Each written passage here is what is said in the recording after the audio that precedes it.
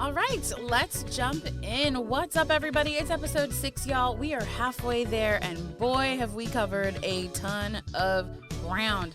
You're listening to Hyperreal Film Club Presents Texas Film in Focus, and I'm your host, Samantha Ray Lopez, coming to you from my home recording studio / closet in Austin, Texas. In the last 5 episodes, we touched on all kinds of things from, youth programs last week to film festivals. And I think you're really going to like what we have coming up in the next kind of series of episodes. We'll talk to more artists, we'll talk to more creators, and talk more about identity and the role it plays in this kind of work. I'm super excited about the journey we've taken so far together. And, it's been a little bit of a struggle for me as a podcaster. I mean, those of you who've been following me for a while, you know that this is my 4th podcast that I've either co-produced or co-hosted or hosted in the past year. And this is all very new to me.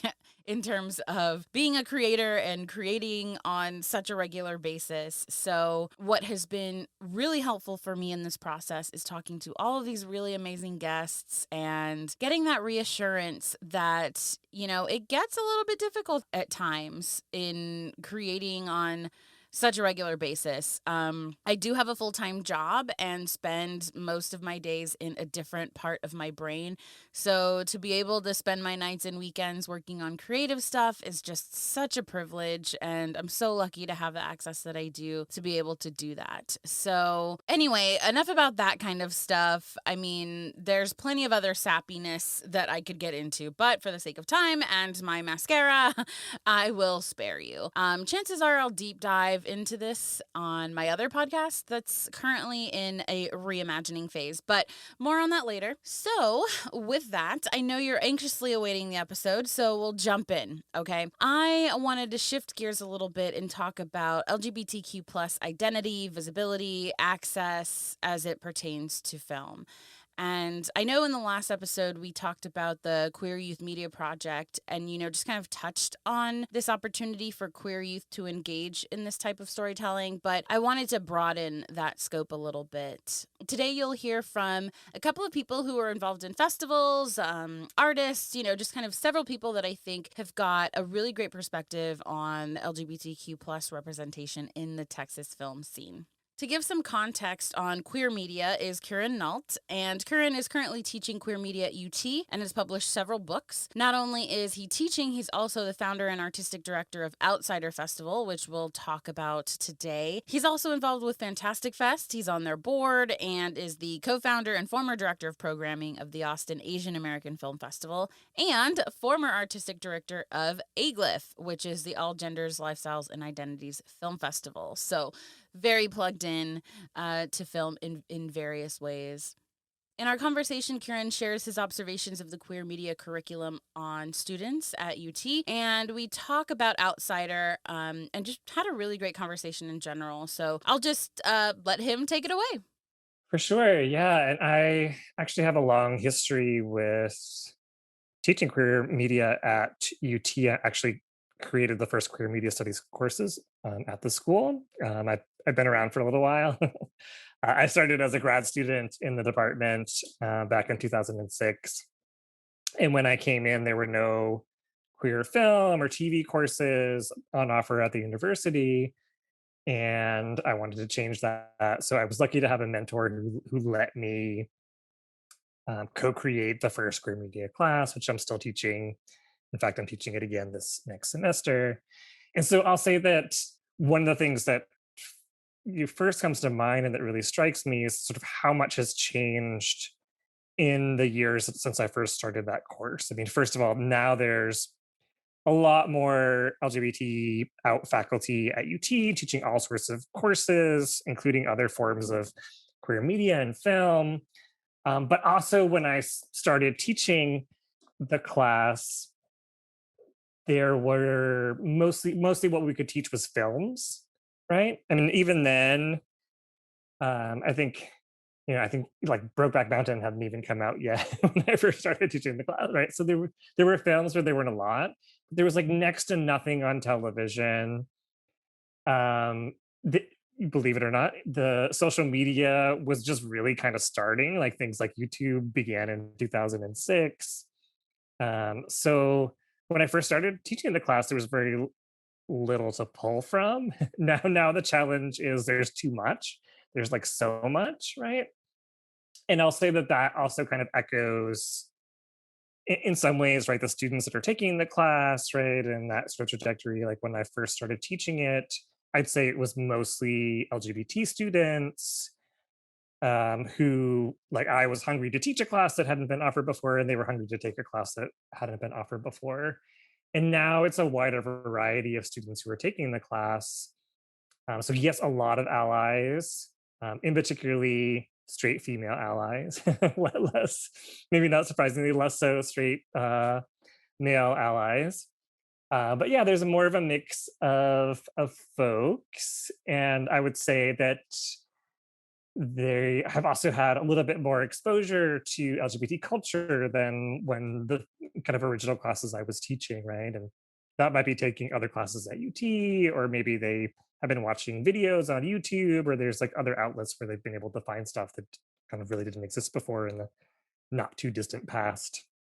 I'm interested in hearing your thoughts on, I guess, because that kind of sparked my thinking about like what does that trajectory look like from taking your class in undergrad and helping with crafting someone's voice and eventually getting to the point where they are creating their own media and things like that. And there are students who go on to make queer films, or who are already sort of making queer cinema when they were taking the class. And so that's kind of really exciting to see because I mean, I think so often the case with media makers, and I also say this partially because I'm married to one, I'm married to a queer filmmaker. Oftentimes they haven't done the study, right? Like, so they don't haven't seen like the history of the films or kind of read the kind of critical takes on those works. So it's really exciting to introduce that to people who are making the work and see how that influences them moving forward. I mean, I think in general, that kind of media literacy, um, especially in an institution like UT that has been, predominantly white for so long, and the history of film isn't necessarily or hasn't traditionally been as diverse. So they haven't had much to pull from in terms of, hearing different voices and seeing even themselves represented. Exactly. Yeah. And that's the kind of thing that we talk about in the class is thinking about, race in a critical way, thinking about gender in a critical way, right? Thinking about class and all those kind of intersectional issues. So, that it's not just about, representing gay identity, which has often been reduced to representing gay white men, which is, as you're pointing to, most of the history of LGBT cinema is really gay white male cinema, right? So I have seen that sort of influence in terms of them thinking critically about the choices that they're making in casting their films or the kinds of stories they're telling or how they're telling those stories, which is very exciting. I want to shift gears a little bit and talk about Outsider. I feel like that's one of the like really cool and dynamic type of festivals that are happening. Can you talk about its inception, what you're doing with the festival, and what the I guess long-term trajectory is, the vision? Yes, definitely. And I mean, I'll start, there's kind of multiple stories to it. And I guess I'll start with something that maybe speaks to the main theme of what this podcast is about, which is that Austin has a really rich queer arts and film history that people don't necessarily know about or necessarily associate with Austin, let alone Texas, right? Um, I'm not sure if you're speaking to anyone from AGLIF, the Austin Gay and Lesbian Film Festival, but that's actually the longest running film festival in Austin, right? It predates South by Southwest and Austin Film Festival and these other festivals that are bigger, right, and are more well known. But right, the kind of film foundation of Austin really is this queer film festival, and Scott Dinger, who ran the Dobie Theater in the 1980s, and that's where AGLIF emerged out of. But also, the Dobie Theater is what introduced Richard Linkletter. Like, it's the Scott Dinger's the one that programmed Slackers for the first time, like brought this director who's now firmly identified with Austin into public awareness, et cetera, right? So like queerness has really been the foundation of film culture in a lot of ways in Austin. My own research, my first book I wrote about the queer core movement, which is a queer film and arts movement that is associated with sort of coming out of Toronto in the 1980s. But before that, there was a queer, like a really big queer punk scene here in Austin, with bands like the Big Boys and the Dicks, Girls in the Nose, right? And that was actually the center of the music scene really here in Austin too. It was like these queer punk bands as well, who were like actually some of the bands playing at the very original South by Southwest. Um, so I'm saying all of that, right? A, to like emphasize the fact that, right, although people might assume or people might place queerness on the margins of the Austin film scene, it really has been at the center of it. Like, and I feel like it's important to kind of emphasize and insist that. But I'm also mentioning that because that was a huge influence on me developing my own festival, Outsider, um, which was kind of inspired partially by this kind of outlaw, fringe, kind of radical, like experimental flavor of the kind of Austin queer scene and kind of all these different things that had happened before, and that no longer existed. I also was the artistic director of AGLIF, the Austin Gay and Lesbian Film Festival. So I was also kind of influenced by that experience, but also the limitations of the film festival format, right? That it's obviously very discipline specific, and that in the age of streaming services and Netflix and YouTube and all these things, right? Hulu, it's increasingly hard, as I'm sure everyone would say, to run a film festival and kind of compete with those quick ways and other ways in which people can watch films, including stuff that was more obscure and hard to see. So Outsider was really inspired by those two things, like wanting to honor the kind of weirdo queer legacy of Austin, Texas, and kind of bring back some of that vibe, and also wanting to develop something that had more freedom of movement, right? And that could respond to the times in terms of, yes, we show films, but it's also music and live performance and dance and theater and visual art and kind of no rules. We can do kind of whatever we want. And in that way, it's something that you can't get on Netflix or YouTube, right? And that's by and large the kind of live experience or the kind of really sort of fringe experience that we try to do. I mean, I think the thing that is important to me as a programmer too is always trying to vary things up in terms of, I don't want it to become too film heavy, or like if we did a lot of films last year, I want to switch that up as well. But also, right, I chose the name Outsider for the festival because, right, it's out, right? So it's a play on being out as an LGBTQ plus person.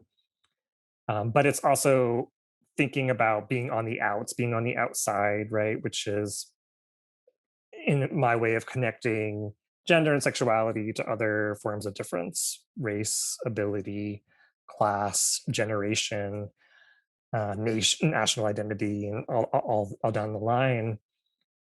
So I also love that freedom to always being able to kind of like fold new things in, not just in terms of the art form, but folding new voices, right? That maybe we didn't even know like existed, right? The year before, right? Because especially within the LGBTQ plus community, new identities are coming to the forefront all the time and new awareness is about people's experiences. So I love that, also that freedom of being able to keep like folding in people that have been excluded and kept on the margins. What is your kind of vantage point from the production side in terms of the LGBTQ access representation in the production world in Texas? Yeah, it's kind of It's a good question because there are some really amazing queer filmmakers working in Austin. Um, like my husband, like people like Yin Tan, but they're few and far between. And it's hard to tell certain kinds of stories here. It's hard to get certain kinds of support here, both I think financially and like sort of like the social support here, right? So I'll say that yeah, even though my husband lives here, right, and makes films here and has a lot of connections here and does get a lot of support here, right, he still has to most of the people that he works with and like the money and all of the stuff he needs to make the film come from elsewhere, right? So I think on the one hand, Austin is a vibrant place, right? We have these amazing festivals like South by Southwest. We have a vibrant queer culture. We have vibrant like BIPOC cultures here, all doing these amazing things and putting on amazing festivals and all that kind of stuff. But um, there's still like not the foundational support system that folks need to make art. I mean, I guess that's always the struggle, right? I mean, I think I feel like in a lot of ways that's the United States struggle, right? Because we don't respect or pay artists in the ways that maybe other cultures or other countries do, et cetera. So I don't know. Maybe it's not really a Texas or an Austin problem, but it's a wider problem. Outsider Fest just started their call for submission for artists. So if you are an LGBTQ plus artist or know someone who is, check out the website at outsiderfest.org. They are a volunteer-run grassroots organization, so anybody who wants to pitch in and help in any way, either as an audience member or volunteer or whatever it might be, their doors are open. Now, another festival that also has a long-standing reputation in the Houston area is Q Fest. I talked with Kristian Salinas, the executive and artistic director of Q Fest, as well as Stephanie Saint Sanchez, who is the shorts programmer, about the history of Q Fest, their POV on the festival itself, and what the vision is for this long-standing project. So Q Fest is now 25 years old. This is the 25th anniversary this year. I had the privilege of being involved from the very beginning. I was on the advisory committee back then, and then eventually, became, I was involved in programming for, different venues, primarily the museum. And then because the museum was one of the founding venues. So to go to the very beginning, Q Fest, which was originally known as the Houston Gay and Lesbian Film Festival. It was founded by 6 women, 5 straight, 1 lesbian. Those were the founders. And yeah, these were all women who represented different arts organizations, one of whom represented Landmark Theaters, which is not a nonprofit, but everybody else is a nonprofit. And they got together with this idea because they felt like, Houston being as big as it was and having one of the largest LGBTQ communities, that's also one of the most politically engaged, like rivaling San Francisco. See, again, like people forget, like Houston's political involvement in gay rights was long. It was founded many decades ago. Like, Houston does not celebrate itself enough. So they understood this lack and they didn't like it, and they started a festival. So I had the privilege of being asked to participate because I already had a relationship as an intern with the museum, and that's how I got involved, and I just remained involved. I want to say 2007, we changed the name to Q Fest. We changed the name to Q Fest because I felt at that time like there was a transition from, it all started with GLBT to LGBT to then just queer. And I felt like this is a new direction. So we changed it to Q Fest, and it has been Q Fest since. And it transitioned from being programmed by 6 individual venues to being programmed by an artistic director, and that was me. And then eventually I became the executive director and remained artistic director, and it has continued as such Stephanie has been involved with the festival. She began as a board member. So I would say, like, how is the festival different, or how is it unique? So we focus on artistic. Our first focus, obviously, is artistic. That's where we really put the emphasis. Is this film, does this film have a solid aesthetic? Is it unique in that way?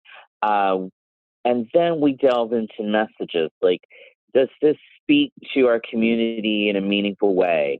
What kind of impact will it have on members of the community who have the opportunity to see it? And we want to make sure that filmmakers have the opportunity to show their work, and we're in a good light. We do try to support filmmakers, whether they're in the festival or not.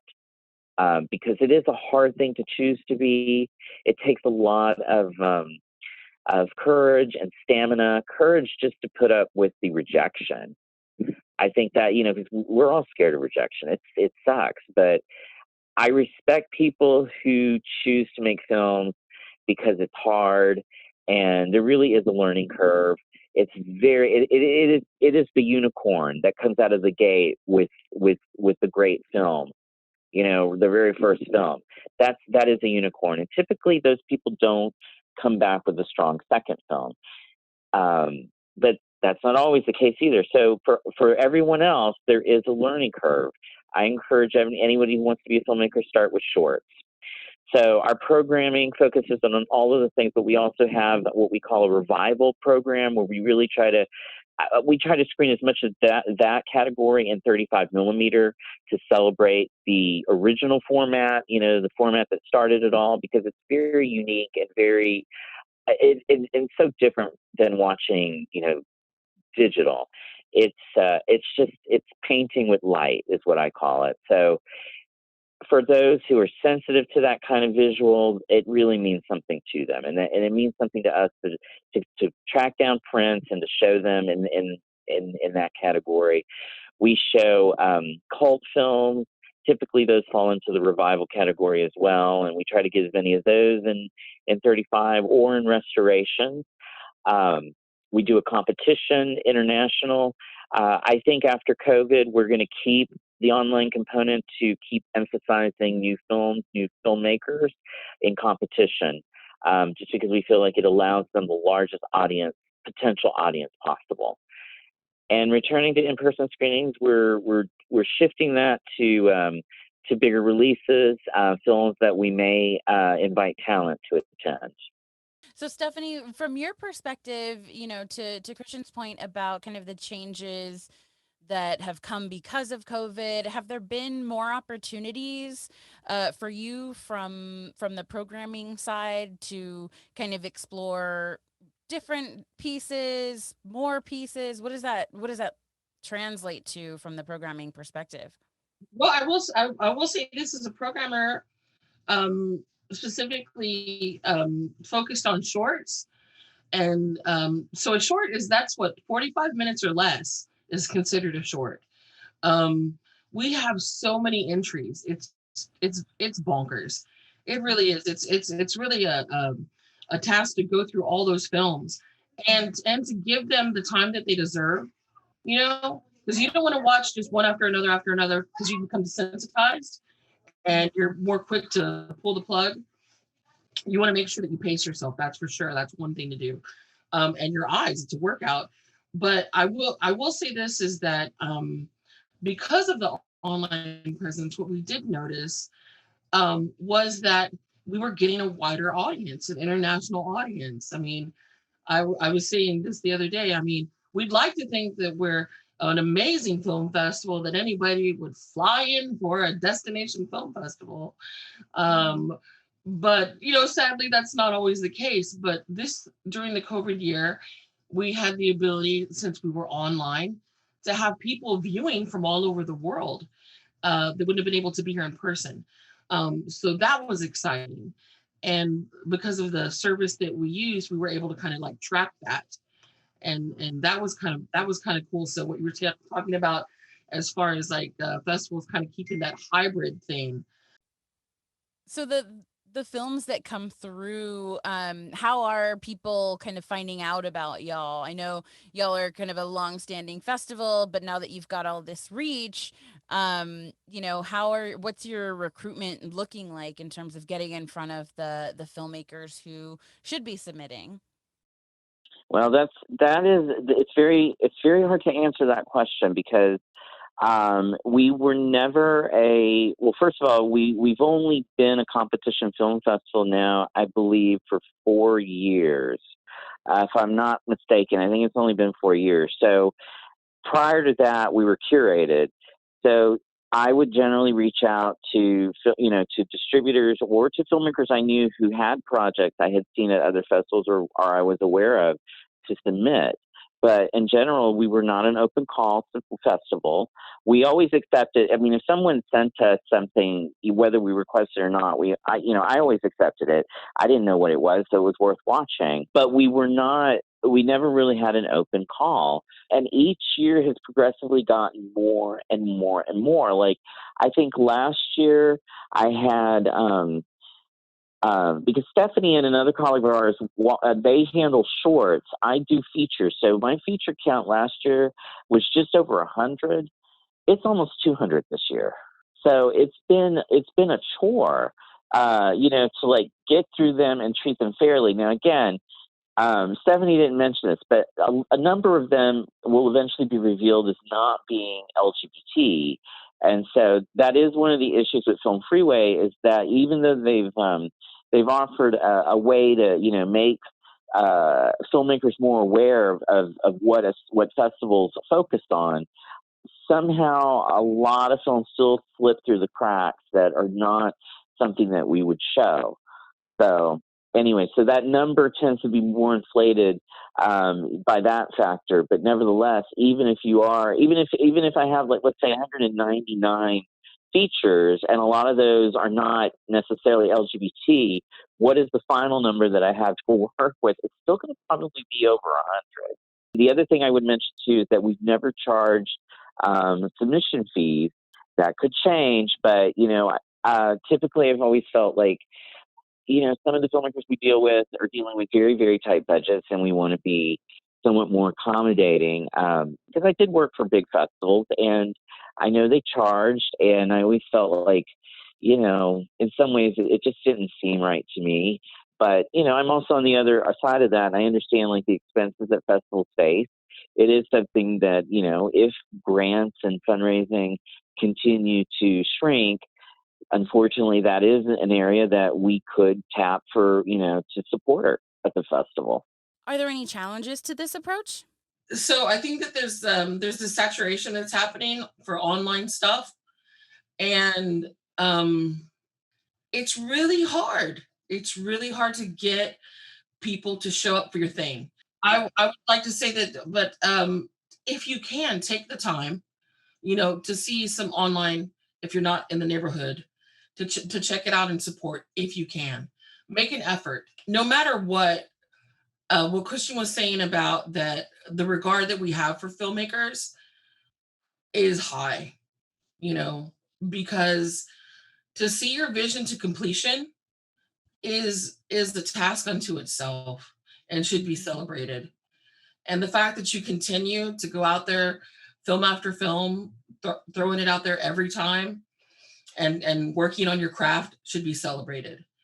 And especially if you've made it through this competition, because we're pretty hardcore. The stuff that we select is really hardcore, as far as like the artistic value and the vision. There's something that and this comes with being, like, I guess, like, Latino as well, that I've noticed when anybody asks us about, oh, are you a gay filmmaker or you're a Latina filmmaker, and you want to say, no, I'm just a filmmaker. Well, no, I mean, you are all those things. All those things are, what make you. But I think what we have as Latinos and even as queer people is, no matter how different our voices are, in all these films, the films that I choose to program, there's always this glimmer of the tu sabes. There's this thing of like it's an unspoken feeling, it's an unspoken emotion or vision It's a feeling, I think. It's like, like you get it, and that's what I look for. And I don't know if I doubt I'm the only person that does it, but I've been able to call it that now, the tú sabes, It's powerful, and it's a beautiful medium, and it's a lovely thing to share. To slow down and to really have a moment and to share someone's vision is a real gift. Is a real gift. I'd love to hear more about your background and how you found yourself involved with QFest. And for me, that would have been, going to UT Austin, going to film school, and personally being bored with the film program, like feeling I wasn't getting what I came for. And even like my fellow students, like not really connecting with them, because at that time, there was a certain type of film that was of interest to the students, and who were mostly male and, and straight. They worshiped Tarantino. And, I'm older now. I see Tarantino in a different light, but at the time it just felt so oppressive that was all you had. So, I went through the program, but in the middle of that, I by chance met someone an artist who was starting a film collaborative and wanted to work with people of different varying skills in film, or even just interest in film, to create this collaborative, to do screenings, to support each other in the production of film. And it was specifically catered towards independent and experimental work. The group became known as In Situ.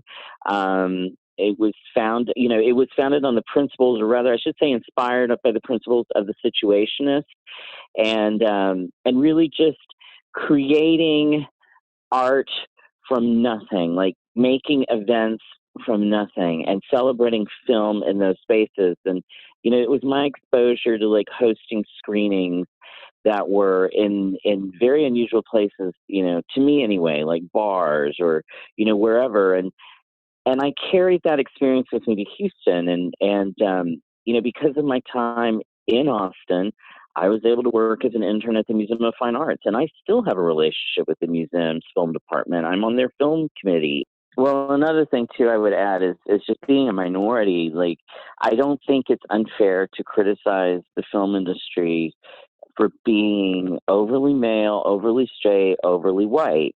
If we think about the three filmmakers, who are dominant in Texas, only one of them isn't white, but all three are male and all three are straight. And so it's indicative of where, of how the industry as a whole, who runs it, who controls it. And I have my interests, my experiences, my own education, et cetera. That is where a festival stands apart. And it was really the only opportunity I had. And as a minority, you understand what that means. Like, okay, you get this opportunity, but you have to raise all the money and you have to do all of this. All of it's going to be by yourself. It's rough when you want to do that. But that was the only way I could validate my continued existence in being in film. And it is so crazy when you think about it, but how many times do we already envision the kind of person that gets a certain job as opposed to us? Like, if you say, oh, okay, studio head, what do you picture? The first image that pops to mind is always male, always white, and of a certain age. Stephanie's another good example. Like, she is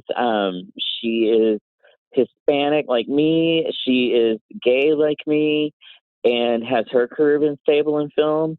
It's like, I could tell you, the most stable job I've had in film, the one that lasted the longest, would probably be working at a video store. I wanted to keep, going after things. Like, I had ambition, and that can be, as a minority, it is a blessing and a curse, because you can oftentimes find yourself out of work. It's really hard being entrepreneurial and ambitious as a minority. QFest normally happens in July, but this year they're in September, and the festival itself runs from Thursday the 23rd to Monday the 27th. At this time, Kristian noted that the plan is to be hybrid, both in person and virtual. So for more information, you can go to q-fest.com. So to circle back to AGLIF, which is the Austin-based film festival that Curran mentioned, Bear's Rebecca Fonte is a voice that you should know from the previous episode. She's the one that we talked to about Queer Youth Media Project, and she just so happens to be the artistic director of AGLIF, so naturally, I took our chat as an opportunity to learn more about the fest. So we chatted about the festival, she gave me some background on how it's impacted her, and the new program called Queer Black Fund, a recent addition to AGLIF's initiatives to support Black queer filmmakers. Yeah, AGLIF has been around since the 80s, the late 80s. It was started at the Dobie Theater, if you remember the Dobie, in the UT dorm by Scott Dinger, who was running the movie house there and just wanted to show a weekend of queer films, and he didn't know if anybody would show up. And there were lines out the door. And, you know, in those early days, coming to a queer festival was really like saying, hey, I'm queer. And that was almost dangerous in those days. So it became a really important part of the community here in Austin. And that was true for film festivals all across the world. We are the fourth oldest queer festival in America. We are the oldest in the Southwest. And we're really well regarded in the industry. We're one of the big ones. So my first experience with AGLIF was like back in 2001. I was in Austin directing a play for the summer, and I heard that this festival was showing Hedwig and the Angry Inch, and I was really into musicals. And so I wanted to see the film, and I remember I was very much not out of the closet. So I was like I just went into this movie theater and I sat in the back and I didn't talk to anybody. But everybody was really accepting and nice and fun. I talked to a few people afterwards. But I didn't realize how important that AGLIF was going to be to me in my life. I worked with AGLIF really closely when I was director of programming for Austin Film Festival for a couple of years. And then when I left AFF, I joined the board of directors for AGLIF, still very much in the closet. And there was a film that we played one year called Boy Meets Girl. And, you know, it just is it's what makes queer festivals so important. Like, it was the first time I ever saw myself on screen. You know, I saw this girl who was like in her 20s and she was cool and cute and hip, and she wasn't like trying to be like an out there drag queen or anything. She was just living her life in a small town. And I was like, that's what I want. I just want to be a cute girl who like does her makeup and like goes on dates. And so that was like basically that movie dragged me out of the closet. And you know, I came out to the board, and you know, just a few years later, they asked me to be the artistic director of the festival. So you know, the festival has gone through many, obviously, if you're around for 34 years, you go through lots of ups and downs, and periods of growth and periods of not growth. I'll say it like that. But we've really been growing the last couple of years. And, you know, last year we went virtual and we still managed to put on a crazy great festival. But this year we're going to be back at the Paramount Theater for the first time in like 8 or 9 years. So that's really exciting. And we're getting North American premieres now, and we've got distributors calling me, asking me to, you know, if they can play with us. So it's really different. It's really exciting. I know that Prism is an aspect of AGLIF, correct? Can you kind of clarify how Prism plugs into AGLIF overall? Yeah. So Prism is basically the name of our fall festival. So AGLIF is the organization, and we have several projects underneath it, like Queer Youth Media Project. We have the Queer Black Voices Fund, and we have Prism, which is our festival. For several years, Prism was the theme of our festival, and then we just decided this year that we actually wanted it to be the name of our festival. AGLIF has gone through, you know, many changes over the years. Like, I mean, I will tell you that it was founded as the Austin Gay and Lesbian International Film Festival, but that name's very dated. It was fine in the 80s, but it leaves out bisexuals, it leaves off, you know, transgender men and women, and, you know, intersex, and, you know, asex, and all those kind of things. So to really encompass the alphabet.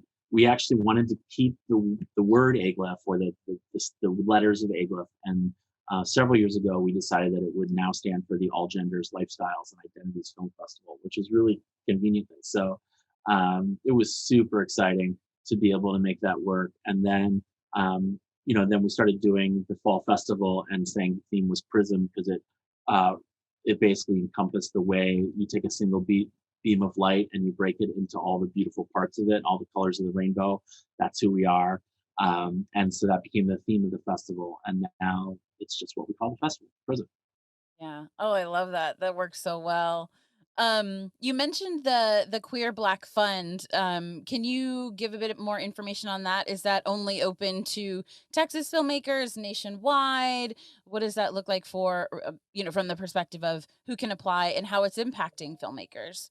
Yeah, we launched it last year in response to everything that was going on with the social upheaval and Black Lives Matter. And we really wanted to make sure that queer Black voices were always represented at our festival, and that money wouldn't be an object to whether or not they could attend and be a part of everything. Because it's one thing to get your film into a festival, but you really can get so much more if you can attend and meet people, and that's how you get your career to the next level. So the fund was set up through a great donation from one of our board members that was matched by many people and many organizations, and it provides travel fees and accommodations, as well as a stipend for 3 filmmakers a year, U.S. filmmakers, to come to the festival and show their work and be a part of the festival. So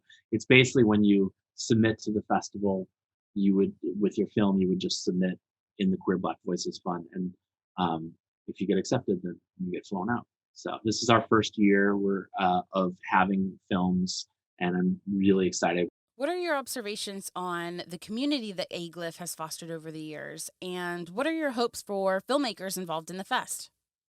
I think what we see a lot is connections across community, which can be really helpful for somebody who, if they're new to Austin, it's a way to meet a bunch of people in the community and at different jobs and involved in different parts of the community. So you can get in really quick into a group of friends and find ways you can contribute.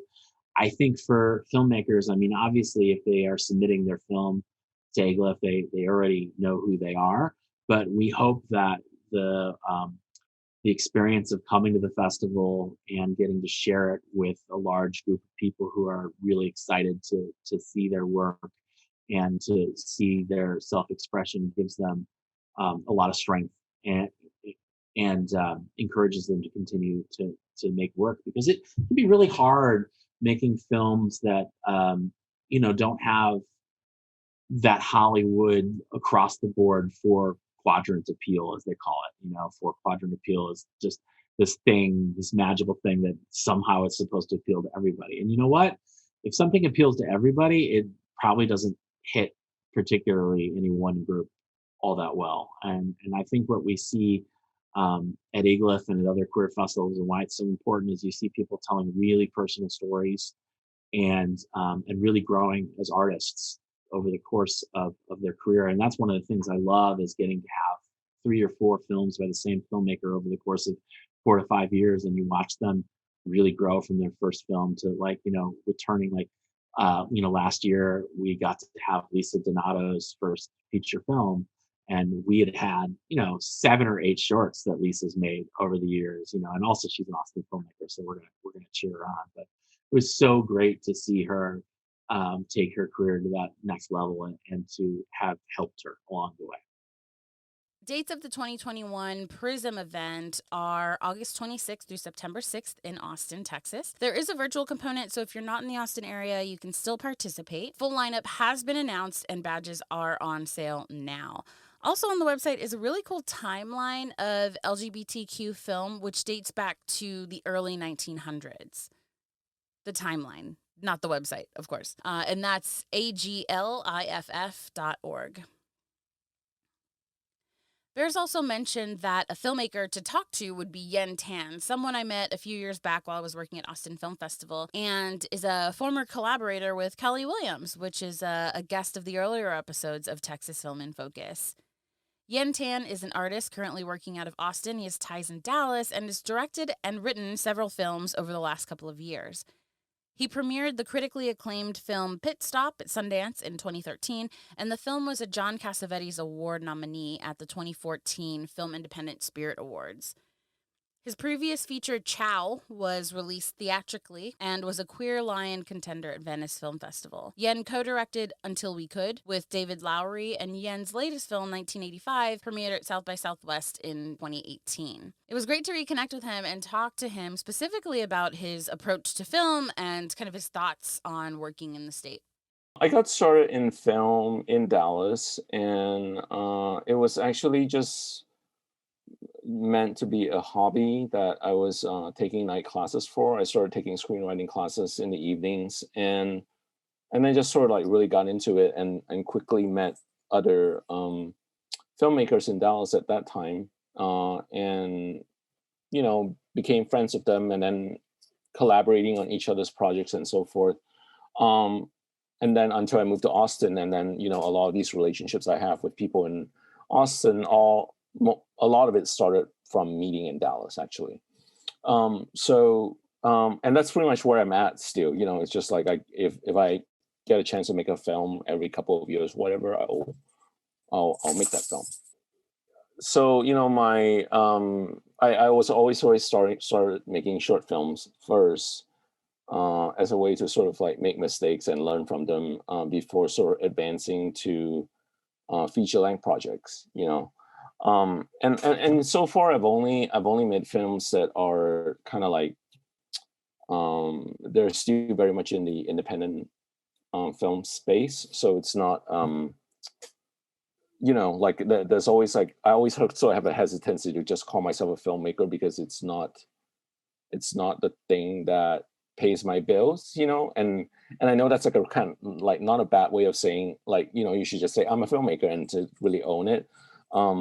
But for me, it's kind of like a thing where. So you don't call yourself a film. So what do you call yourself? I mean, I call myself an artist. I feel like I'm more comfortable with that than a filmmaker, just because.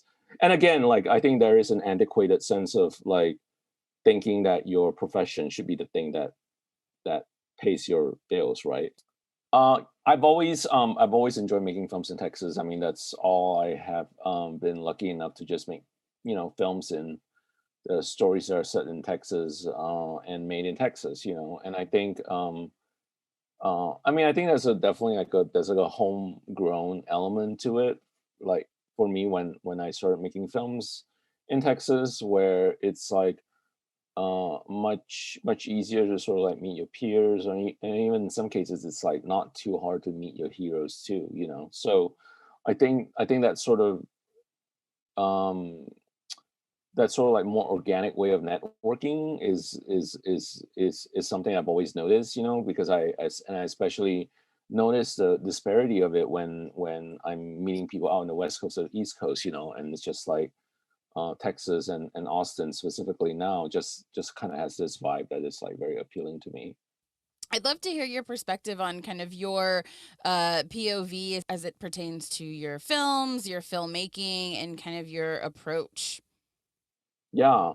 I would say, my POV comes from, someone who's queer, and someone who's an immigrant, someone who's Asian, and it sort of just goes from there. I think because I have a very sort of like a very specific kind of outsider experience, I think it allows me to sort of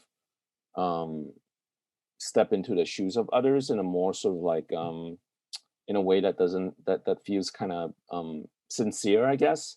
Yeah, I mean, I think that's kind of like my thing, like I like to step into the shoes of others. I like to get a sense of what other people's journeys are and so forth. But I think just generally speaking, I'm always drawn to characters who are on the outside like myself. And you talked a little bit about kind of the community here that you've built. Can you talk a little bit about that and kind of how that's cultivated over the years and how that's kind of informed your style of filmmaking?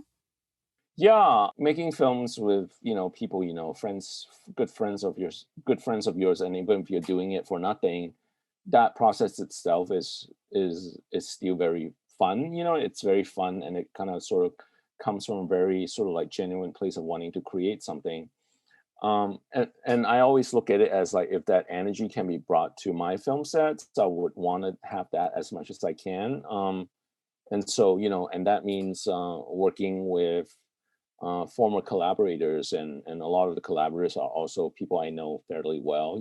So I think I really like that sort of like personal professional sort of overlap, especially when you're making a visual medium that is ultimately very sort of like sensitive and comes from a place of just wanting to depict different kinds of experiences. And I feel like that I would like to collaborate with others who are thinking about it in the same way as I do. So and I find that there's always a shorthand with friends. So, what are some challenges that you've found in working in this kind of market where it's not necessarily like New York or LA? Are there some hurdles that you continually run into, or what have been your observations? I would say, like, I think it's a hurdle, and it's also not. And I think the reason why I frame it that way is because, on one hand, it's like much easier to meet people in the industry here in Texas, right? But there's also sort of like, just generally speaking, like, you're still not in the heart of the business itself. Meaning, if you're in LA, then you're kind of like in the heart of it. And when you're in the heart of the business, it's so much easier to sort of um, more than likely connect with strangers you meet at a bar, and they're more than likely working in the business also. And it's sort of like the friendships and relationships that are cultivated from these sort of like meeting a lot of industry people in LA can be very helpful, at a certain point of your career. And I think being in Texas, it's not that kind of, you don't run into industry people as much. And by that I mean, you're not meeting the gatekeepers. You are not meeting people who are actually making big decisions in Hollywood. And so I think that's something that we won't have in Texas. And I think it's just a matter of like, for me, I always look at it as like, I want to be at a place where I can feel the most creative. I would say, I mean, wherever you're at in Texas, I feel like um, it's just so much easier to try to make something here for nothing. So I encourage anyone who is just like even has the slightest interest, but it's like intimidated by certain, I don't know, logistical stuff.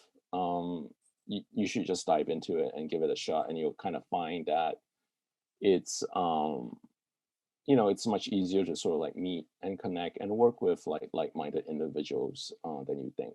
What are you currently working on, or what's kind of next for you? Um, I think, and I would probably speak for a lot of people in the same boat as me, which is, pandemic has sort of given a lot of time to put a lot of things in development. And I would say, I was lucky enough to have a fairly productive pandemic in that I was like developing and writing a lot of projects. So, and with that said, when you have a bunch of projects, then you don't know what's the next thing you're going to make. And that's kind of like where I'm at. I'm hoping I'll make something soon, but that remains to be seen. Yen's films can be seen all over the internet, so check out your preferred streaming services for Yen Tan titles. Okay, now this brings us to the lightning round, where I'll give you just a few more resources to check out. So, since you're a podcast listener, I figured this would be a good one to plug. Country Queers is a multimedia oral history project that documents the diverse experiences of rural and small town LGBTQ plus people in the United States through audio recordings and photography. There's a link in the show notes to a Texas Monthly article with an interview with the creator if you want to learn more before adding the show to your queue. Houston-based Outsmart Magazine highlights filmmaker Marcus Pontello, as the cover story of its July issue, specifically promoting the film Friday I'm in Love. The film celebrates the people who ignited and sustained the iconic Numbers nightclub's musical history and legacy of acceptance for all amidst the backdrop of cultural intolerance. There were a few local screenings last weekend, but you can visit numbersdocumentary.com to get more information on upcoming screenings. Out Youth is Austin-based and has been a safe place for youth of all sexual orientations and gender identities to be themselves. There are several teen meetups, resources for families, and events like the Second Chance Prom, all listed on their website. You can get more details at outyouth.org. ALGO, which is ALLGO, offers a variety of programs to support queer people of color. Their program broadly falls into the following categories: cultural arts, wellness, and social justice. They offer an artist in residence program if you're interested in looking that. They host artist community dialogues, and their website has information on how to get involved as a volunteer as well. And that's allgo.org. Q Cinema is in Fort Worth, and their mission is to provide a voice for gay, lesbian, bisexual, and transgender persons by presenting films, videos, and live programs that not only represent the diversity of the community, but educate, enlighten, and entertain us all. Their website also consists of a page titled Links, which lists out bars, nightclubs, arts organizations, and churches, all that are LGBTQ plus friendly, and that is qcinema.org. I totally acknowledge that many of the folks that I talked to in this episode, and many of the others, are Austin-based, so I definitely want to hear about any arts organizations or filmmakers that would be good to highlight in the show notes. We're still taking submissions for the audience contributions episode, which will be the last episode of the series, so hit the link in my bio and in the show notes to submit there. Thank you to all of our guests in this episode: Curran Nault, Kristian Salinas, Stephanie Saint Sanchez, Bears Rebecca Fonte, and Yen Tan. All right, that wraps episode 6 of Hyperreal Film Club presents Texas Film in Focus. Stay tuned for the next episode where I'll talk to more people about another aspect of why Texas is such a vibrant film community that breeds great stories and highly skilled talent. You can follow me on Instagram and Twitter at sraelopez, that's SRAELOPEZ, and follow Hyperreal Film Club on Instagram at Hyperreal Film Club or at the website hyperrealfilm.club. Texas Film in Focus is produced and hosted by me, Samantha Ray Lopez. Our editor/sound designer is Laura Rivero, and our podcast admin assistant is Chloe Carcamel. Thank you to the Hyperreal Film Club for letting me do whatever I want, and of course, the Texas Commission on the Arts.